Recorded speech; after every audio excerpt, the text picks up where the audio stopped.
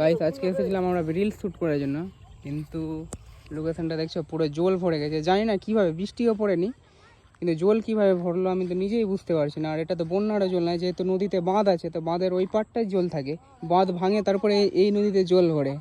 কিন্তু আমি নিজে বুঝতে পারি না যে কেন এত জল বেড়ে গেছে। আর বৃষ্টিও হয়নি সেই রকম। আমরা ওই জায়গাটায় শ্যুট করতাম, কিন্তু এখন জল ভরে গেছে, শ্যুটটা করবো কোথায় নিজে বুঝতে পারছি না। গাইস মাছগুলো দেখো, মানে কি বলবো, লেভেলের মাছগুলো, সব বড় বড় মাছ আছে। মাছের সব পিঠগুলো দেখা যায়, দেখো এই যে মাছগুলো আছে, এগুলো মাছ আছে। মাছ চাষ করা আছে নদীতে। এই যে দেখো কত মাছগুলো আছে। গাইস মাছ দেখো কত বড় বড় আছে, সেই লেভেলের বড় বড় মাছ আছে।